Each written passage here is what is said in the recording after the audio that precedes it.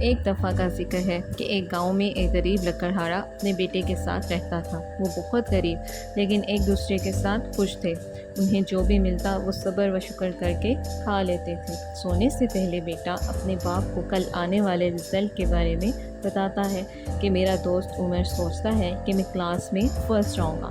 عمر اور فہد بہت پکے دوست ہوتے ہیں۔ آج وہ بہت خوش تھے کیونکہ آج ان کا رزلٹ تھا۔ وہ دوڑ کا مقابلہ کرتے ہوئے جاتے ہیں کہ کون پہلے اسکول پہنچے گا۔ گھر واپسی پر وہ بہت خوش ہوئے کہ فہد کے والد کو اس کی پہلی پوزیشن کے بارے میں بتاتے ہیں، اور عمر فہد کے والد سے کہتا ہے کہ اب فہد ضرور ڈاکٹر بنے گا۔ لیکن فہد کے والد یہ سن کر اداس ہو جاتے ہیں اور کسی بھی خوشی کا اظہار نہیں کر پاتے۔ فہد اپنے والد سے پوچھتا ہے کہ بابا کیا آپ کو خوشی نہیں ہوئی؟ لیکن بابا ان کو کھانا کھانے کے لیے کہتے ہیں کہ میں نے آپ کے لیے آپ کا پسند کا سوپ اور بریڈ تیار کی ہے، جس پر وہ دونوں اصرار کرتے ہیں کہ بتائیں کیا بات ہے جو آپ کو پریشان کر رہی ہے۔ تو وہ بتاتے ہیں کہ میرے پاس اسکول کی فیس کے پیسے نہیں ہیں اور میں مزید فہد کو نہیں پڑھا سکتا۔ یہ سن کر وہ دونوں بہت اداس ہو جاتے ہیں۔ اچانک فہد کہتا ہے کہ میں اپنے بابا کے ساتھ کل سے جنگل میں لکڑیاں کاٹنے جاؤں گا اور ہم مل کر زیادہ پیسے کما سکیں گے اور میں اسکول جا سکوں گا۔ لیکن اس کے بابا اس کو منع کرتے ہیں اور کہتے ہیں کہ یہ ایک بہت مشکل کام ہے۔ لیکن فہد کہتا ہے کہ میں یہ کر لوں گا، میں جلد سیکھ جاؤں گا اور پھر جلد ہی اسکول بھی جا پاؤں گا۔ عمر فہد کو کہتا ہے کہ میں روز تمہارے گھر آ کر تمہیں اسکول کا کام سکھا دوں گا تاکہ جب تم اسکول جوائن کرو تو تمہیں مشکل نہ ہو۔ اگلے دن فہد اپنے بابا کے ساتھ جنگل جاتا ہے اور اس کے بابا اس کو لکڑیاں کاٹنا سکھاتے ہیں کہ ہمیں سب سے پہلے بوڑھے اور کمزور درختوں کو کاٹنا چاہیے۔ اس کے بابا اداس ہو کر کہتے ہیں کہ تم تو ڈاکٹر بننا چاہتے تھے اور اب دیکھو تمہیں کیا کرنا پڑ رہا ہے، جس پر فہد سمجھدار بچوں کی طرح کہتا ہے کہ میں محنت کروں گا اور مل کر اس وقت سے ہم دونوں گزر جائیں گے اور میں ڈاکٹر بن کر لوگوں کی مدد کروں گا، پھر آپ کو بھی محنت کرنے کی ضرورت نہیں پڑے گی۔ بابا کہتے ہیں چلو کچھ دیر آرام کر لیتے ہیں اور کھانا کھا لیں، لیکن وہاں سے ایک خوبصورت پرندہ اڑتا ہوا گزرتا ہے۔ فہد اس پرندے کو پیچھے بھاگنے لگتا ہے، بابا کی آواز دینے پر بھی نہیں رکتا اور فہد بھاگتے ہوئے جنگل میں بہت آگے نکل آتا ہے۔ پرندہ تو نظروں سے اوجھل ہو جاتا ہے لیکن فہد جنگل میں کھو جاتا ہے۔ وہ واپس جانے کے لیے مڑتا ہے تو اسے کسی کے مدد مدد چلانے کی آواز آتی ہے۔ وہ ادھر ادھر دیکھتا ہے تو اسے ایک بوتل دکھتی ہے۔ اس بوتل میں ایک جن قید ہوتا ہے جو کہ مدد کے لیے پکار رہا ہوتا ہے۔ وہ بوتل کا اٹھا کر اس کا ڈھکن کھول دیتا ہے اور جن باہر آ جاتا ہے۔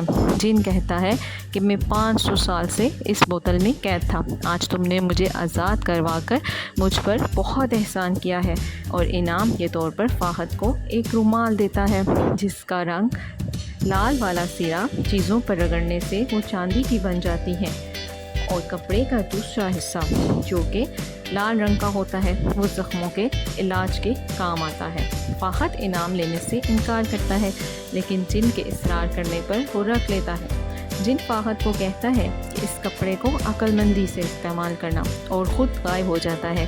دوسری طرف فہد کے بابا فہد کا انتظار کر رہے ہوتے ہیں کہ اتنے میں فہد واپس آ جاتا ہے اور کہتا ہے کہ گھر چلے، میں نے آپ کو ایک ضروری بات بتانی ہے۔ گھر آ کر وہ اپنے بابا سے کہتا ہے کہ میں عمر کو بلا لاؤں۔ عمر اور جب بابا اکٹھے ہو جاتے ہیں تو وہ اب عمر اور بابا کو ساری سٹوری سنا دیتا ہے۔ بابا اس سب کو جھوٹ قرار دیتے ہیں لیکن فہد ایک چھری پر اس رومال کو آزماتا ہے اور یہ کیا، وہ چھری واقعی چاندی کی بن جاتی ہے۔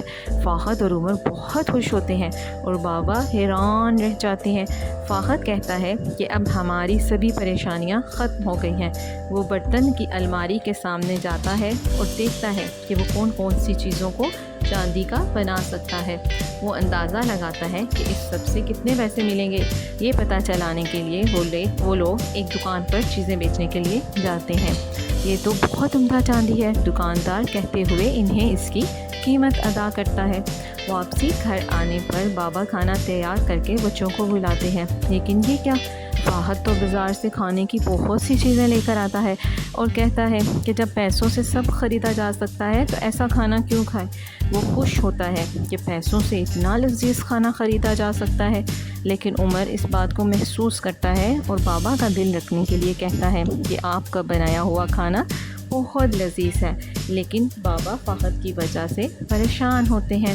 عمر کہتا ہے انکل آپ پریشان نہ ہو، وہ ابھی خوش ہے اس لیے ایسا ہے۔ آہستہ آہستہ فہد بہت بدتمیز، مغرور اور گھمنڈی ہو گیا تھا۔ وہ ہر وقت چیزوں کو چاندی میں بدلنے کا سوچتا رہتا ہے۔ عمر اس کے گھر آتا ہے اور کہتا ہے کہ اب تم بہت جلد اسکول واپس آنے والے ہو تو میں تمہیں بتاتا ہوں کہ اسکول میں کیا پڑھایا جا رہا ہے۔ لیکن یہ کیا؟ فہد تو اب اسکول جانے کو بھی تیار نہیں ہوتا۔ وہ کہتا ہے کہ میرے پاس اتنے زیادہ پیسے ہیں، میں اسکول جا کر کیا کروں گا؟ عمر یہ سن کر بہت پریشان ہوتا ہے۔ عمر کہتا ہے کہ تم تو ڈاکٹر بن کر لوگوں کی مدد کرنا چاہتے تھے، اس کا کیا بنے گا؟ فہد کہتا ہے کہ میں مدد تو اپنے پیسوں سے بھی کر سکتا ہوں، اب میرے پاس بہت پیسے ہیں۔ عمر کا دل ٹوٹ جاتا ہے۔ اگلی شام بھی جب عمر اس کے ساتھ کھیلنے کے لیے آتا ہے تو فہد سکے گن رہا ہوتا ہے اور جانے سے صاف منع کر دیتا ہے۔ عمر کو بھی بلاتا ہے کہ تم میرے ساتھ آؤ اور سکے گنو۔ عمر کے منع کرنے پر اس کو بدتمیزی سے کہتا ہے کہ تم مجھ سے حسد کرتے ہو۔ عمر بہت غصہ ہوتا ہے اور چلا جاتا ہے۔ کچھ دن گزرنے کے بعد فہد اپنے دوستوں کی کمی محسوس کرتا ہے اور اپنے بابا کو کام پر جانے سے روکتا ہے کہ میں بور ہوتا ہوں، آپ میرے پاس رہیں۔ بابا پوچھتے ہیں کہ تمہارے سب دوست کہاں ہیں؟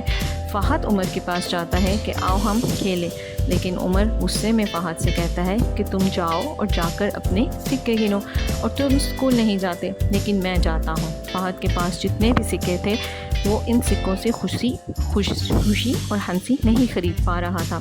وہ اسکول سے واپسی پر پھر عمر کو کھیلنے کے لیے کہتا ہے تو عمر کہتا ہے کہ مجھے ہوم ورک کرنا ہے، تم جا کر اپنے سکوں سے کھیلو۔ فہد کو اپنا سبق مل گیا تھا۔ وہ جان گیا تھا کہ پیسے ہی سب کچھ نہیں ہوتے، رشتہ دار اور دوست بہت اہم ہوتے ہیں۔ اگلی صبح وہ اسکول جانے کے لیے تیار ہوتا ہے اور وہ رومال اپنے بابا کو دیتے ہوئے کہتا ہے کہ فکر نہ کریں، میں نے اتنا ہی پیسے لیے ہیں جتنے اسکول داخلے کے لیے ضروری تھے۔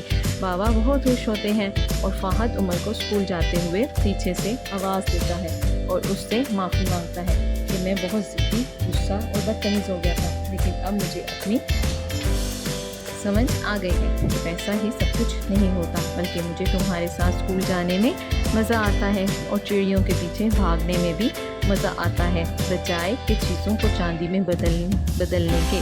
عمر کہتا ہے کہ اگر تم مجھ سے دوڑ میں جیت گئے تو میں تمہیں ضرور معاف کر دوں گا، اور وہ دونوں ایک دوسرے سے آگے پیچھے بھاگنے لگتے ہیں اور وہ بہت خوش ہوتے ہیں ایک دوسرے کو